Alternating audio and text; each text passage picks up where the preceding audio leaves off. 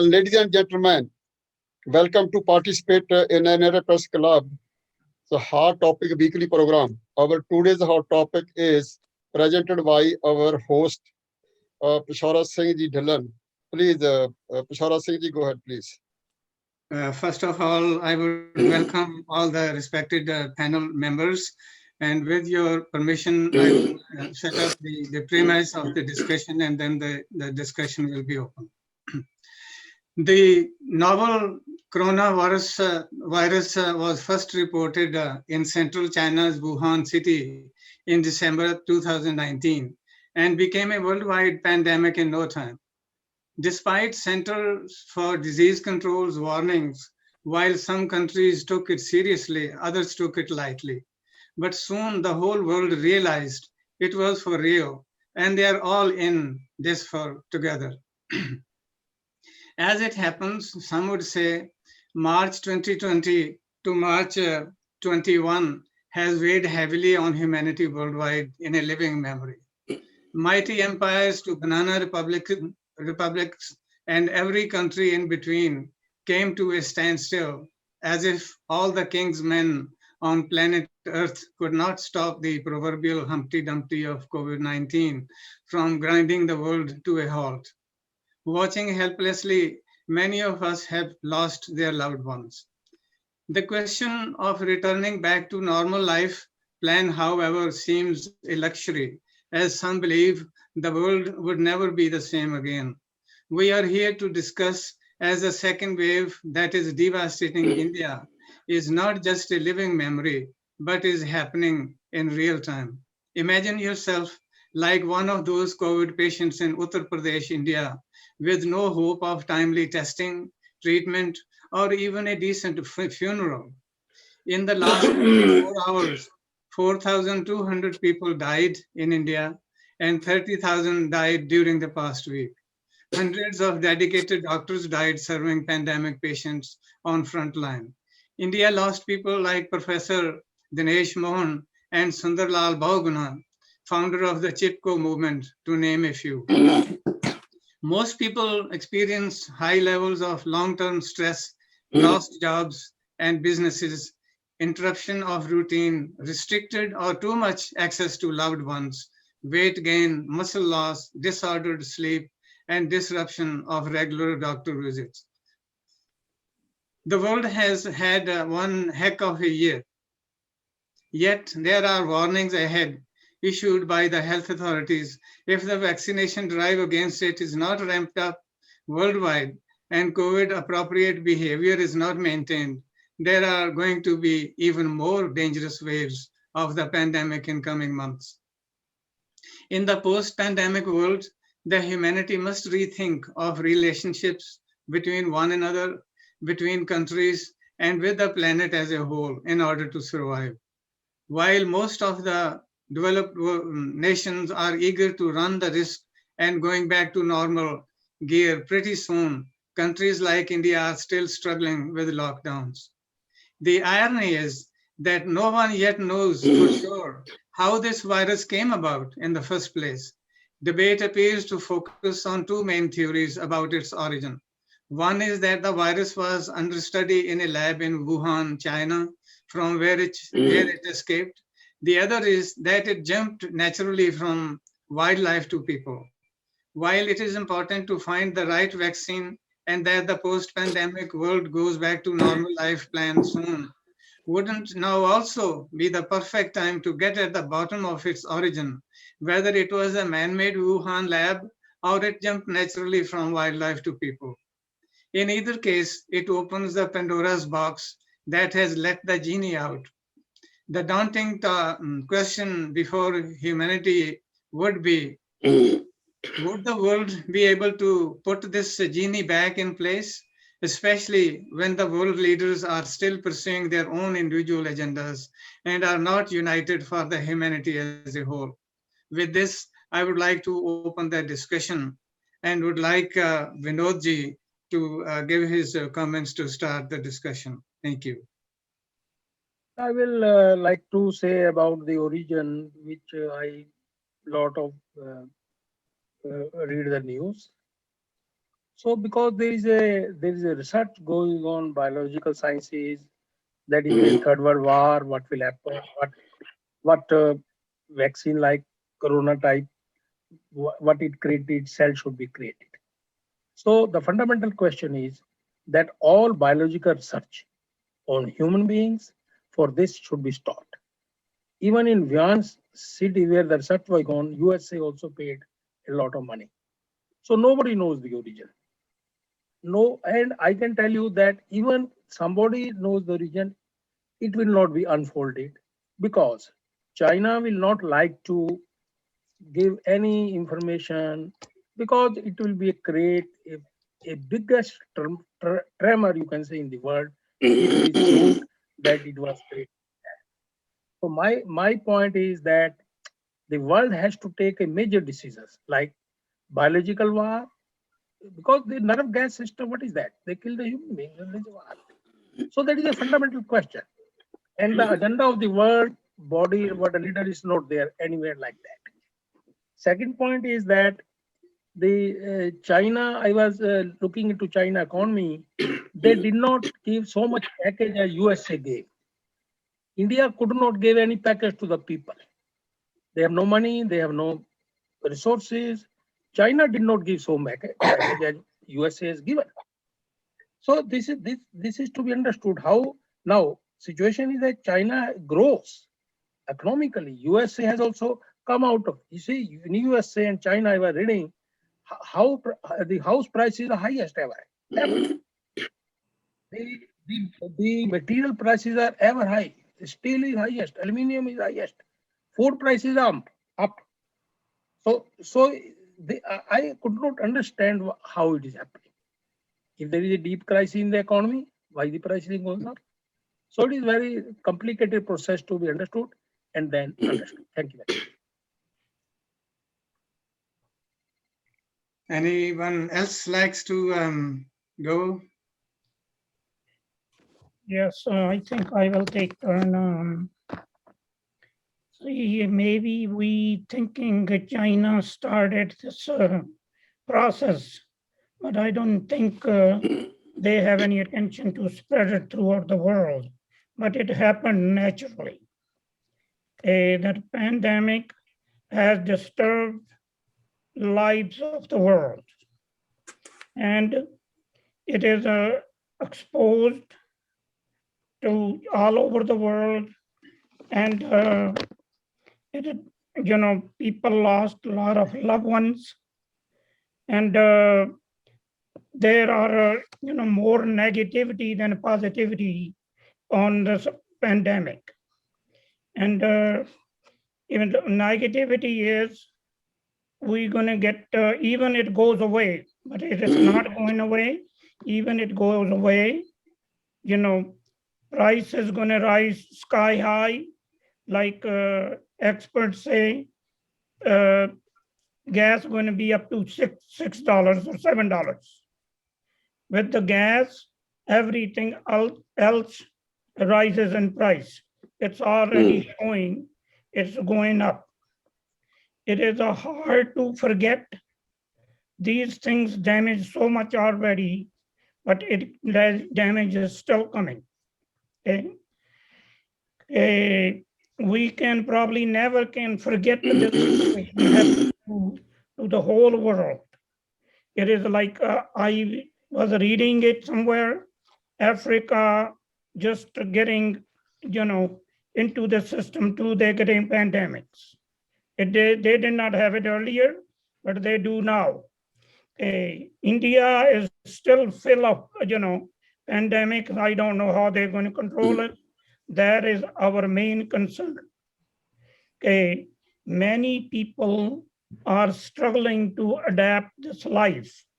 They want to get out and do something important for their lives, for their kids, and that country can become stable. But we are still sitting far away from to be a normal community. And I think many people contributing their lives with the last ones during the COVID-19. They're never going to forget COVID-19 throughout their lives. And I hope, we get over it, start a new life. Maybe we will be better off, get used to our normal life. Baljinder ji. Yes, thank you. First of all, this pandemic is some countries, like for example in America, it looks like we are getting out of that because people are getting vaccinations, and some, for example, India, it's in full swing. So the situation is far from clear because nobody knows the real cause of it. There are 5 rumors. One of them is that it was a biological weapon. The other was that it came from the bats or other animals.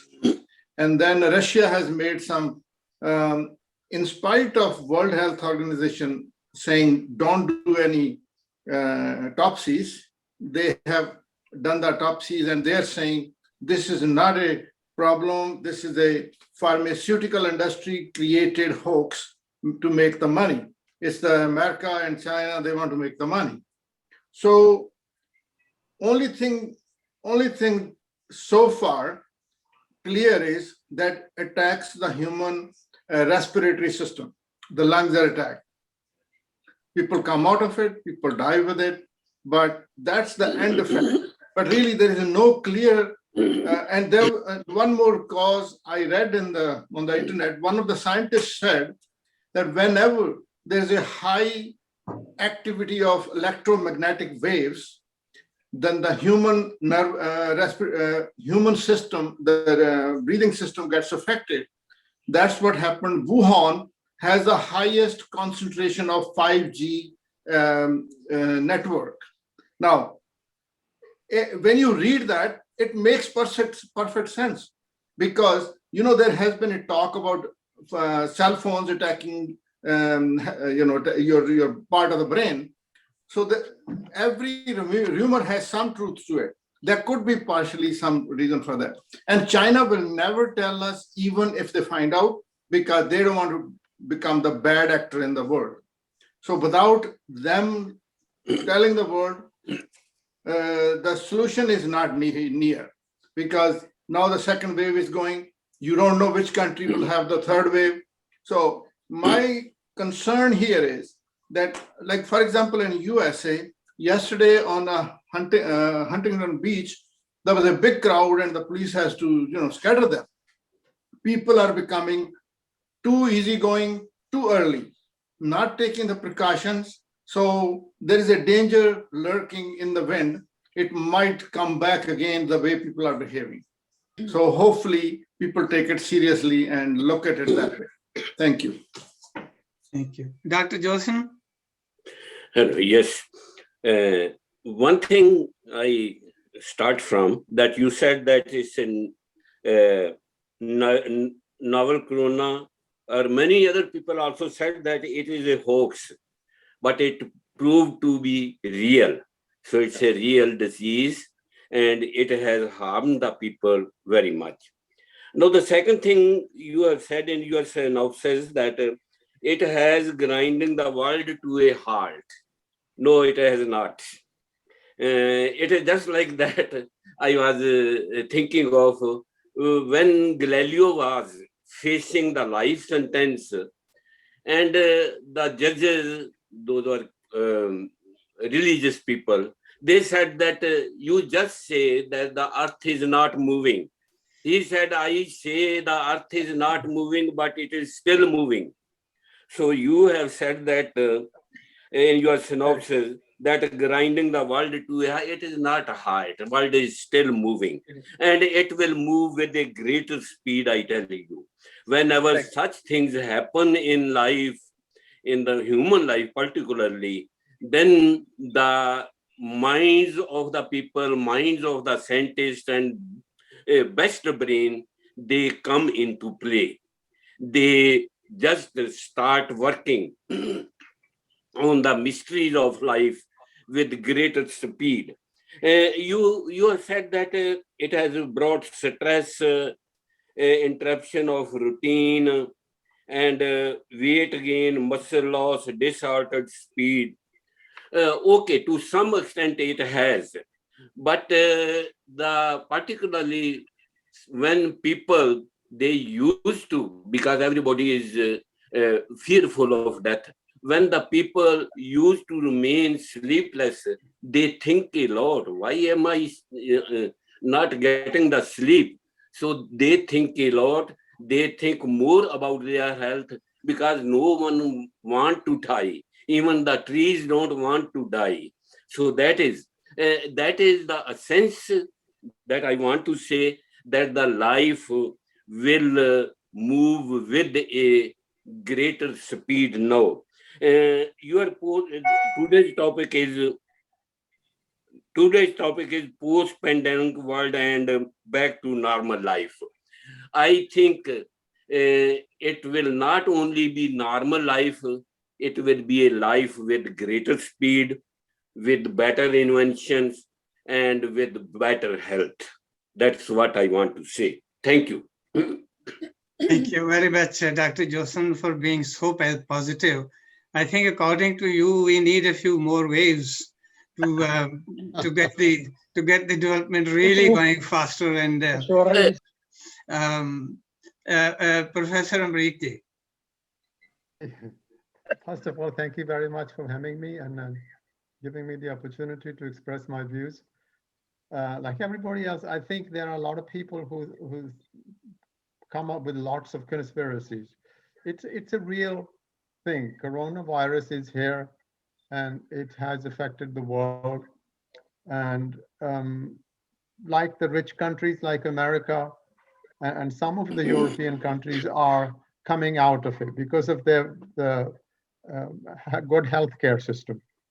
As far as somebody said that is China did it, then I'm saying that China won the war without firing a single shot.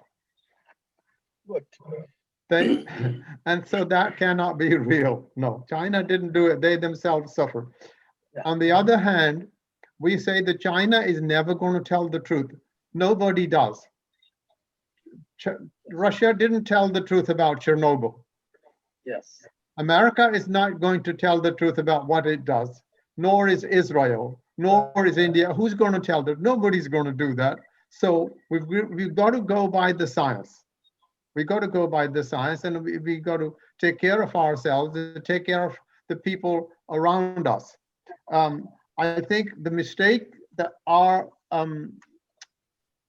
doctors who originally were with Trump, they were saying that wear a mask, it protects your grandparents, it protects somebody else. The world today does not like that. If they had told wear a mask or you will die, they may have worn a mask, but they didn't say it that way. They said wear a mask, you will not pass it to your grandmother. Who gives a damn about the grandmother? No, they may just talk about it, but they don't. So if they had said that wear a mask if you want to be kind of free from the virus, they didn't. And as a result, we suffered. Post-pandemic, I agree with Dr. Arjun-ji that Yes. we will be better prepared for the future. We're going to have this vaccine. We are going to have a shot of one of these vaccines every year. Last year, I used to get the flu every year or every other year. Last year, I didn't even have the shot, and I still didn't get the flu because I was wearing a mask. Yeah. So precaution. The prevention is better than the cure. Sure. That's the old saying. Ilaj nalon parhez behtar hai. So I think we will be more prepared. We just need to elect leaders who care about the country and not just about getting elected for the next time. And if we do that, I don't think we can blame the politicians We elect them. So it's up to us to elect the good ones. Thank you very much. Aarti Kaushal, would you like to comment before we ask Baljit ji? Sure. Hello, everyone. Good afternoon. Namaste, Sat Shri Akal. Thank you for having me. I would like to bring in the perspective of slightly younger generations and what the impact of the pandemic has been on them in the, in the last year, more than 1 year, what they're going through right now, and what we need to prepare for them as to what they will be experiencing.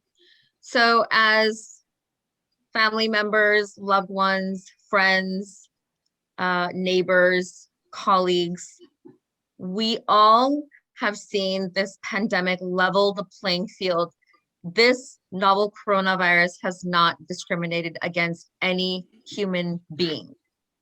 And I hope this is a wake-up call to humanity that irrespective of how we may want to affiliate ourselves or distinguish ourselves or separate ourselves or divide ourselves or affiliate ourselves with politically or religiously or any other division we can think of, we are up against a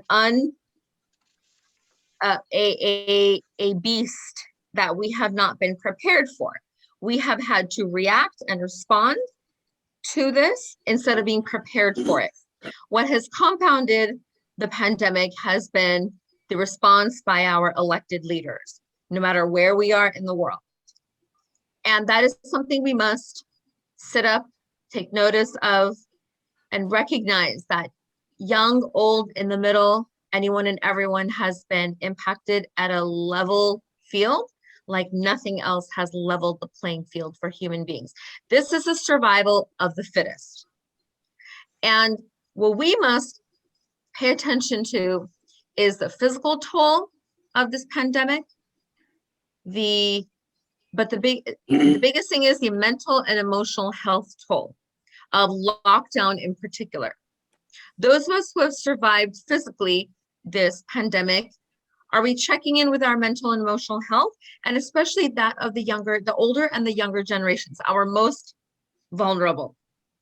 I think we can all agree that we are concerned about the students, the college students, high school, middle school, elementary students, because they have endured an unprecedented interruption in their social emotional development. They have endured school shutdowns where students will not be able to get back this year of their life. So as the adults in their life, what are we doing to make up that difference? Make up what they have lost? How do we address the trauma of stunted social emotional growth? And the same thing with our elders. And how are we coming out of this better and stronger? And in order to achieve that, what are we doing to help one another as human beings over and above everything else? So I really implore all of us to pay attention to our most vulnerable who have been most impacted, and let's pay attention and help heal any trauma and mental health issues that have arisen from this pandemic. And let's engage younger generations in these conversations for their experiences so that we can listen and honor and validate them, and really help generate solutions together that are, good for everybody. We cannot afford to be divided on anything or buy into conspiracy theories or political rhetoric, because that is when we will succumb to this pandemic. And we cannot allow that to happen. And as Indian Americans, I'm here in Southern California, as NRIs around the world, we represent the world's largest democracy. And if we are currently living in an adopted country that is a democracy, we must understand that we represent double democracy. And that politics is meant to divide and conquer, but we must not let someone else's politics or political affiliations or rhetoric separate us because we are in a fight for our lives in this pandemic. And so let's all join hands for each other's survival, but especially to give the younger generations not just a fighting chance at survival, but also to come out of this and thrive. Thank you for the opportunity to share and speak. Thank you, Artiji. Yeah, when you said about this, it's a wake-up call, of course. So unless we change the course in this wake-up call as you're making, don't you think that that is very important point? Absolutely, absolutely, Prashodaji. What I failed to mention is that this is a spiritual wake-up call for us, that we have to get back to basics. This pandemic has threatened our biological existence. And if we don't get back to being earthly beings, rooted in the elements where we came from the earth, we will go back to the earth. And this pandemic has been that wake-up call that, guess what? We're closer to going back to that earth where we came from before our time. And so what are we doing to elevate and rise our own spiritual consciousness, whatever spiritual path we choose to follow? This is a spiritual awakening. And Yes. this pandemic lockdown gave us a chance in lockdown, in our homes, in the four walls of where we dwell. Did we have a real spiritual awakening as to Unless why we- the entire world shut down? Unless we do that, it will be just a luxury to think that, the world will be better. Thank you so much for giving the younger generation's perspective. Only Senator Baljit ji. Go ahead. Thank you very much. Thank you for inviting. Yes, I want to take you back again, as we all trying to debate on the origin of this. We know that world is always every country wants to become most powerful. We know that the world is always looking for new weapons. So this research that's been going on, it's going on for the world power. It's going on for who is going to be the next world power. So there are a lot of things that they want to use, as they use the gases before, the orange gas or the germs used in different world wars too. But at the same time, what we have gone through, the awakening, yes, I will say this was the most important time for us, for the awakening, the relationships, the spending time with your children, with your husband, with your family, and even like realizing nature, the power of the nature, that Guru Nanak been saying that for so long, that we should pay attention to nature, or we took it as our father, but we have never paid attention to that.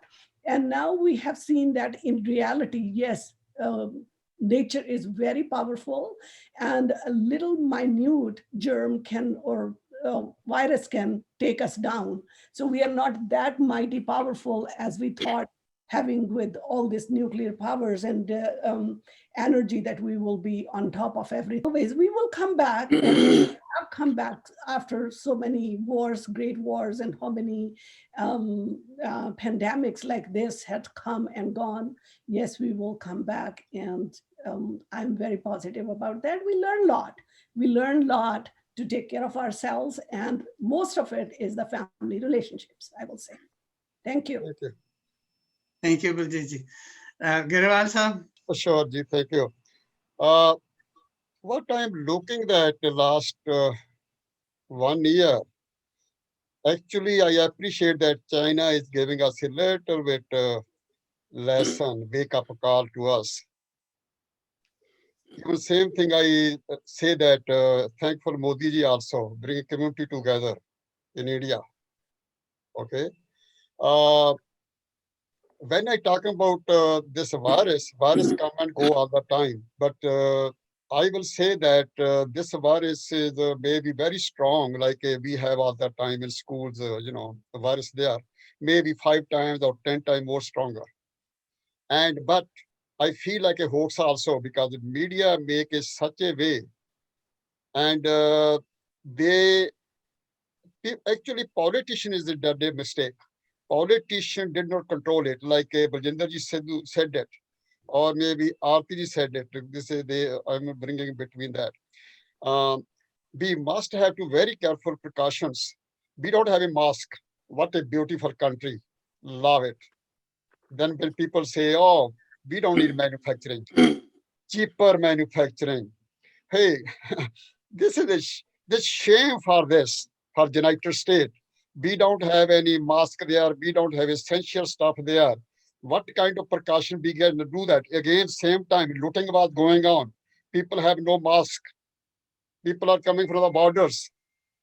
Nobody can be go any other countries. That is openly coming on. So purpose that Kumbh da Mela. So who is responsible for that? Truthfully, politicians are responsible for that. That came after 100 years. We have to be very careful. Even now, people are confused. CDC they did that. Oh, you can be put in schools also. You don't need mask. People are so confused. People never understand that. Who should we blame? You are blaming to Trump. He put $2-3 billion also. He was maybe 3 months, 5 months on the other times there. But it's a big mistake that he should be do that mask to everybody. But we don't even that time mask 3 months. Who will have a mask? So my purpose is we have to be careful. Even next 6 months, 3 months, then we may be trouble again. But right now is it too early that no mask anything there. I will say that we should have precautions. I try to do all that time, but when I look other people, I will say also, oh, they are not doing it. Let me stop also. But this is not fair. Okay, go ahead, sir. Thank you. Thank you, Vishal Singh. Gaurav ji, I will